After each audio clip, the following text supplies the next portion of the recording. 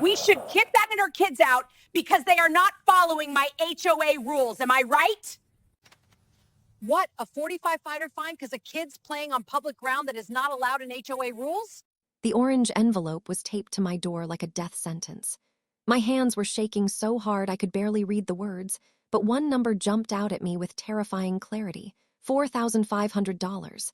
They were threatening to put a lien on my house. They were threatening to take everything I had worked for, everything I had sacrificed for, everything I had bled for as a single mother of two. And the reason? 2 children's bicycles that my babies used to ride to school every single morning. I had exactly 14 days to comply or face legal action that would destroy us completely. I remember standing on that porch at 6 in the morning, still wearing my cleaning company uniform, mascara running down my cheeks, wondering how my life had come to this moment. How one woman's vendetta against a struggling family could bring us to the edge of losing our home. But Karen didn't know something about me that she was about to learn the hard way. I had survived an abusive marriage. I had survived homelessness. I had survived giving birth to my daughter in a shelter because I had nowhere else to go. I was not about to let some power-hungry HOA president destroy everything I had rebuilt from the ashes of my former life. This is the story of how I took on the most feared woman in our neighborhood and won. My name is Emily Rodriguez, and 3 years ago, I moved into 247 Maple Grove Lane with nothing but 2 suitcases, 2 terrified children, and a restraining order against my ex-husband. The house was small, a 2-bedroom fixer-upper that the bank had foreclosed on and was desperate to sell. It needed new plumbing, the roof leaked in 3 places, and the previous owners had left behind a family of raccoons in the attic. But it was ours. For the first time in my entire adult life, I had something that belonged to me, something that no one could take away, something that represented safety and stability for my children. Liam was 4 when we moved in, and Arya was barely 2. They had spent the first years of their lives watching their father destroy everything around him, including me. They flinched at loud noises. They cried when strangers came to the door. They didn't know what it meant to feel safe in their own home. But slowly, month by month, this little house on Maple Grove Lane became our sanctuary. I painted their rooms myself, working until 2 in the morning after my shifts ended. I planted flowers in the front yard that the neighbors complimented every spring. I hung wind chimes on the porch that sang to us on breezy evenings. And on Liam's 5th birthday, I saved up enough money to buy him his first bicycle. You have to understand what that bicycle meant to us. It wasn't just a toy. It wasn't just transportation. It was freedom. It was the first time my son experienced pure, unfiltered joy since we escaped his father. I watched him ride up and down the sidewalk for hours that day, his little legs pumping, his laughter echoing through the neighborhood. Neighbors came out of their houses to watch, smiling at this little boy who was finally learning what it meant to be a child. A year later, Arya got her own bike, a pink one with streamers on the handlebars and a little basket on the front where she kept her stuffed animals. Those bikes became their most prized possessions, their connection to the neighborhood, their ticket to playdates and adventures. Every evening after school, they would ride together while I sat on the porch watching them, feeling for the first time like maybe, just maybe, we were going to be okay. I should tell you about our neighborhood before I tell you about Karen. Maple Grove was exactly what it sounds like. Quiet streets lined with old maple trees, houses built in the 1970s with big yards and chain-link fences, a mix of young families and retirees who had lived there for decades. Everyone knew everyone. People brought casseroles when you were sick and watched your kids when you needed to run to the store. It was the kind of place where you left your doors unlocked and your windows open on summer nights. The HOA had existed for as long as anyone could remember, but for most of its history, it was a sleepy organization that met twice a year to discuss lawn maintenance schedules and holiday decoration guidelines. Nobody paid much attention to it because there was nothing to pay attention to. Dues were minimal, rules were reasonable, and everyone got along. Then Karen Whitmore was elected president. I remember the first time I saw her. It was about 6 months after we moved in, and I was out front raking leaves while the kids played in the yard. A silver Mercedes pulled up to the curb, and a woman stepped out like she was arriving at a red carpet event rather than a suburban sidewalk. She was maybe 55, with perfectly coiffed blonde hair that didn't move in the wind, a designer handbag that probably cost more than my monthly grocery budget, and a smile that didn't reach her eyes. She walked toward me with her hand extended, and I wiped the dirt off my palm before shaking it. "You must be the new neighbor," she said, looking past me at my house with an expression I couldn't quite read. "I'm Karen Whitmore. I live on the corner in the white colonial with the rose garden. I'm also the president of our homeowners association. We're so pleased to have you join our community." There was something about the way she said "pleased" that made me uneasy, but I pushed the feeling aside. I was new. I was paranoid. I had spent years learning to read danger in people's eyes, and sometimes I saw threats where none existed. "Thank you so much," I said, trying to sound friendly despite my exhaustion. "I'm Emily. These are my kids, Liam and Arya." Karen's gaze swept over my children like she was appraising merchandise at a garage sale. "Lovely," she said flatly. "Well, I just wanted to introduce myself and remind you that we have certain standards here in Maple Grove. Property appearance is very important to us. Very important. I'm sure you understand."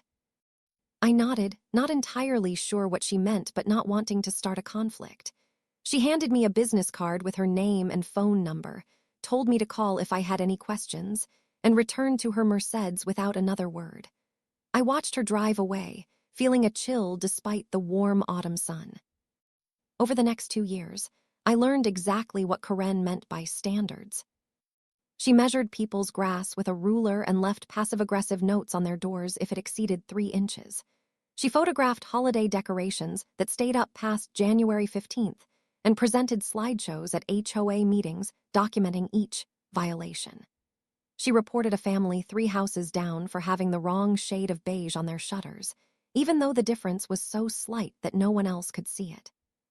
She once called animal control on an elderly widow whose cat had wandered into her yard, claiming it was a dangerous stray that threatened the neighborhood. The cat was 17 years old and had 3 legs. But somehow, miraculously, Karen had never turned her attention to me. I kept my lawn trimmed, my house painted, my decorations minimal. I stayed invisible, which was exactly how I had learned to survive. The kids' bikes were always parked neatly on the porch, tucked against the railing where they couldn't be seen from the street. We were quiet. We were compliant. We were safe. Until we weren't. It was a Tuesday morning in late September when everything changed. I had just gotten home from my overnight cleaning shift at the office building downtown. My body ached from 6 hours of mopping floors and scrubbing toilets, and all I wanted was to shower and sleep for a few hours before my afternoon waitressing shift started. The kids were already at school, dropped off by my neighbor Rosa, who watched them on the mornings I worked late. The house was quiet, the way I liked it during these brief windows of solitude. I was halfway up the porch steps when I saw it. An orange envelope, sealed with a sticker that read official HOA notice, taped to my front door at eye level. My stomach dropped immediately. I had seen these envelopes before, always on other people's doors, always followed by stress and arguments and sometimes tears. I had never received one myself. My hands trembled as I peeled it off and tore it open. The letter inside was typed on official HOA letterhead, with Karen's signature at the bottom. "Dear homeowner," it began. "This notice is to inform you that your property at 247 Maple Grove Lane is in violation of HOA community guidelines, Section 4, Paragraph 2, which prohibits the storage of personal items on front porches. Specifically, 2 children's bicycles have been observed stored on your porch for an extended period, creating visual clutter and potentially impacting neighborhood property values. You are hereby ordered to remove these items within 72 hours of receipt of this notice.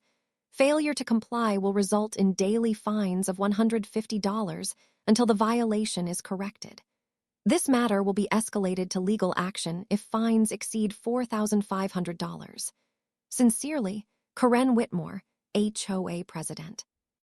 I read the letter 3 times, certain I was missing something. Section 4, Paragraph 2. I had a copy of the HOA bylaws in my filing cabinet, given to me when I closed on the house. I had read them cover to cover because I was the kind of person who read every document, who followed every rule, who never gave anyone a reason to come after me. I didn't remember any section about porch storage. I went inside and dug out the handbook. It was a thin document, maybe 20 pages, with sections covering everything from lawn care to fence heights to noise ordinances. I turned to Section 4, which was titled Property Maintenance and Appearance. Paragraph 2 read, "Homeowners are responsible for maintaining the exterior appearance of their properties in a manner consistent with community standards." That was it. Nothing about porches, nothing about storage, nothing about bicycles or personal items or clutter. The language was so vague it could mean almost anything, but it certainly didn't specifically prohibit what Karen was accusing me of. I sat down at my kitchen table, exhaustion momentarily forgotten, and composed an email to Karen. I kept it polite and professional, explaining that I had reviewed the bylaws and could not find any specific rule prohibiting bicycles on porches. I asked her to clarify which provision I was violating and to provide any documentation that might help me understand the issue. Her response came within 15 minutes, 3 sentences that changed everything. The bylaws do not need to explicitly list every possible violation. Bicycles on porches constitute clutter and are not consistent with community standards. Remove them immediately or face the consequences. I stared at my phone screen, feeling the familiar fear creeping up my spine, the fear I thought I had left behind when I left my ex-husband. The fear of someone with power using that power to hurt me for no reason other than because they could. But there was something else too, something I hadn't felt in a long time. Anger. Real, burning, righteous anger at being targeted for something that wasn't wrong, that wasn't hurting anyone. That was just 2 little bicycles that my children loved more than anything. I didn't respond to Karen's email. Instead, I called Rosa. "Have you ever gotten a violation notice from the HOA?" I asked. Rosa laughed bitterly. "Emily, everyone has gotten a violation notice from Karen at some point. What did she get you for?" "My kids' bikes. She says they're clutter on the porch." There was a pause. "That's ridiculous. Half the houses on this street have things on their porches. The Hendersons have a whole patio set. The Nakamuras have potted plants everywhere. What is she even talking about?" "I don't know, but she's threatening $150 a day in fines." Rosa's voice turned serious. "Emily, listen to me. Karen has done this before. She picks someone she doesn't like, finds something to go after them for, and makes their life miserable until they give up. Last year it was the Martinez family. She complained about their basketball hoop being 2 inches too close to the street. They fought it for months, spent money on lawyers, and eventually just moved.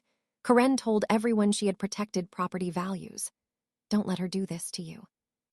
I promised Rosa I wouldn't, but as I hung up the phone, I wondered how I could possibly fight this. I had no money, no time, no energy. I worked 60 hours a week just to keep the lights on. My ex-husband was 3 months behind on child support again.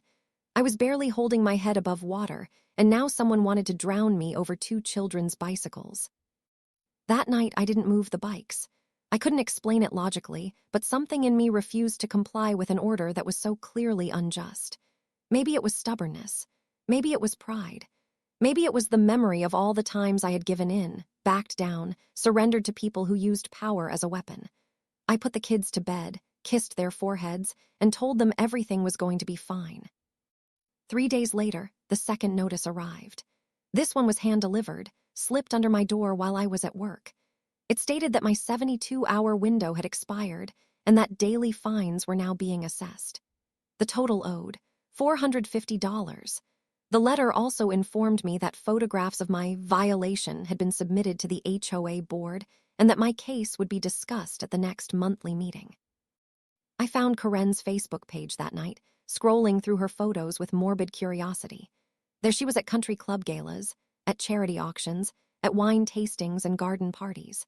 Her husband was some kind of executive at a pharmaceutical company, and they clearly had more money than they knew what to do with. Their house was perfect, their cars were perfect, their life was perfect. And here she was, using her position as HOA president to destroy a single mother over 2 children's bicycles. The third notice came a week later. Total fines, $1,050. This time, there was an additional warning that a lien could be placed on my property if the balance exceeded $4,500. A lien. On my house. The house I had worked so hard for, sacrificed so much for, the only stable home my children had ever known. I sat on my porch that night and cried until I had nothing left. But I still didn't move the bikes. The next morning, I woke up to find Karen standing on the sidewalk in front of my house, taking photographs with her phone. It was 6:15 a.m. The sun was barely up. She saw me watching through the window and smiled, that cold, reptilian smile that never reached her eyes. Then she walked away without a word. Over the next 2 weeks, Karen launched a full-scale campaign against me. She knocked on neighbors' doors, showing them the photos she had taken, warning them that my unsightly property was bringing down everyone's home values. She posted on the neighborhood Facebook group about the importance of maintaining standards and made barely veiled references to certain homeowners who refused to comply with reasonable requests. She sent a letter to the HOA board requesting an emergency meeting to address persistent violations and suggested that my case be used as an example to deter future rule breakers. I heard about all of this secondhand from Rosa and other neighbors who were increasingly alarmed by Karen's behavior. "She's obsessed," Rosa told me. "I've never seen her like this before. What did you do to her?" I didn't know. I had never done anything to Karen. I had barely spoken to her in 3 years. But somehow I had become her target, and she was determined to destroy me. The fourth notice arrived with a new threat. If I didn't pay the accumulated fines within 10 days, the HOA would hire a collections agency to pursue the debt. The total was now $2,250, climbing by $150 every day. I didn't have $2,250. I didn't have $225. I was choosing between groceries and gas, between Arya's medication and Liam's school supplies. There was no money left for fines over bicycles that weren't violating any rule. I called a lawyer, a free legal aid clinic I found through a desperate internet search at 2 in the morning. They told me that HOA enforcement actions were notoriously difficult to fight, that most cases were settled through negotiation rather than litigation, that I should try to work things out with the board before escalating. I hung up feeling more hopeless than before. Then something unexpected happened. Mr. Patterson, the elderly widower who lived next door, knocked on my door one evening with a plate of cookies. He was 87 years old, hard of hearing, and had lived in Maple Grove since before I was born.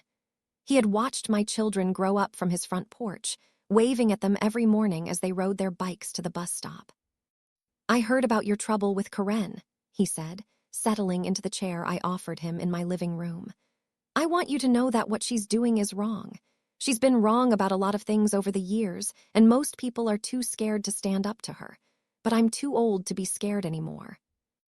He told me stories about Karen's reign of terror. The family she had driven out because their lawn had too many dandelions. The couple she had fined for having a clothesline in their backyard. The veteran who had wanted to put up a flagpole and been denied because it exceeded height limitations. In every case, Karen had invented rules that didn't exist or twisted existing rules beyond recognition. In every case, people had either paid or left. No one had ever successfully fought back. "But you can be different," Mr. Patterson said. "I've been watching you since you moved in. You're a good mother. You work harder than anyone I've ever seen. You deserve to be here, and those children deserve to ride their bikes. Don't let Karen take that from you." I promised him I wouldn't, and this time I meant it. The next day, I requested a copy of every HOA meeting minutes from the past 5 years. The bylaws required them to be available to homeowners upon request, though Karen tried to delay by claiming they needed to be organized first.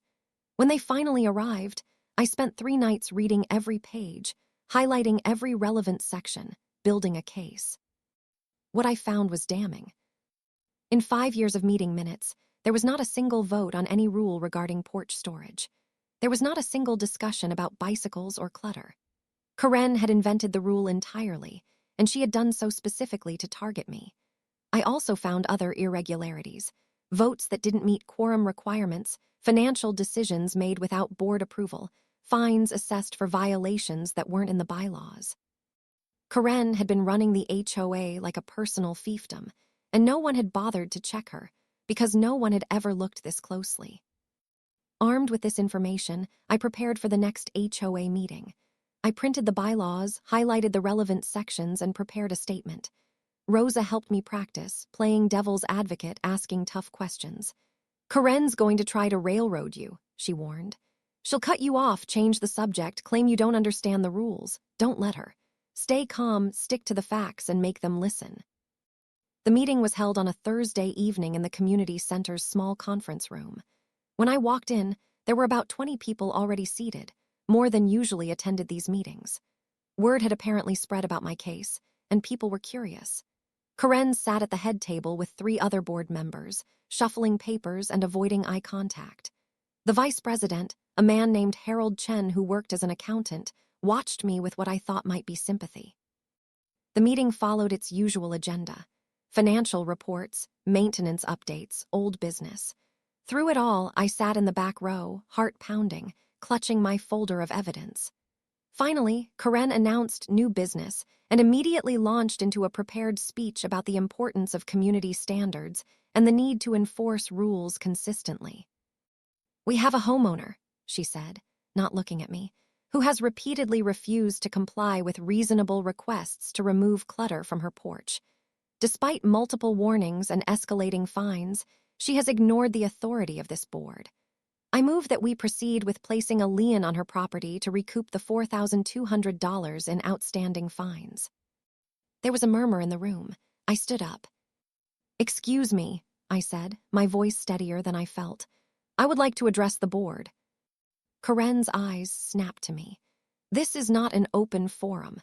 Homeowner comments are reserved for the designated period at the end of the meeting."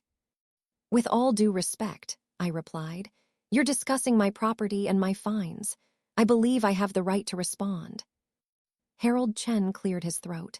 "Karen, the bylaws do allow homeowners to speak to issues directly affecting them. Let's hear what she has to say." Karen's jaw tightened, but she sat back in her chair. "Fine, you have 3 minutes." I walked to the front of the room, my folder in hand. Every eye was on me. I could feel the weight of their attention, the judgment, the curiosity. I took a deep breath and began. "My name is Emily Rodriguez.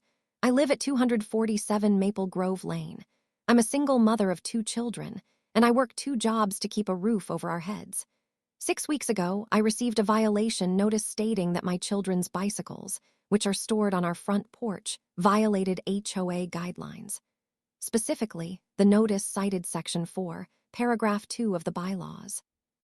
I held up my copy of the handbook. "Section 4, Paragraph 2 states, and I quote, 'Homeowners are responsible for maintaining the exterior appearance of their properties in a manner consistent with community standards.' That's all it says. There is no mention of bicycles. There is no mention of porch storage. There is no mention of personal items or clutter." I set the handbook on the table in front of Karen. "I have also obtained copies of the past 5 years of HOA meeting minutes, as is my right under the bylaws.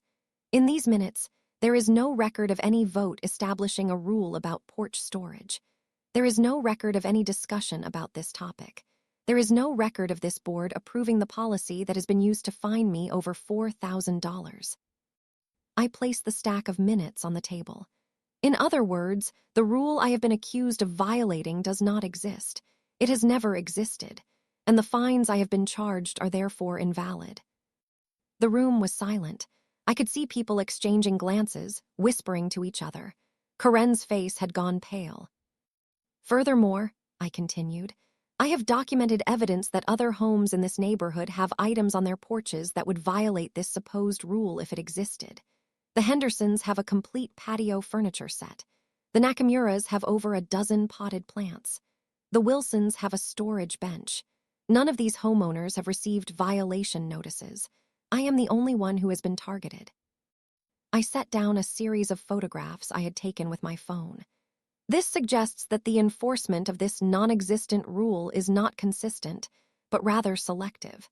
And I believe it is being used to harass me and my family for reasons I do not understand." Karen finally spoke. "This is ridiculous. I have the authority as HOA president to interpret the bylaws and enforce community standards. If I determine that bicycles on a porch constitute clutter, that is my prerogative. Harold Chen interrupted. Actually, Karen, the bylaws are quite clear on this. Section 2, paragraph 7 states that no new rules or interpretations of existing rules can be implemented without a majority vote of the board. You don't have unilateral authority to create policies. Karen's voice rose. Well then, I move that we vote right now to add a rule prohibiting personal items on porches. You can't do that either, Harold replied calmly.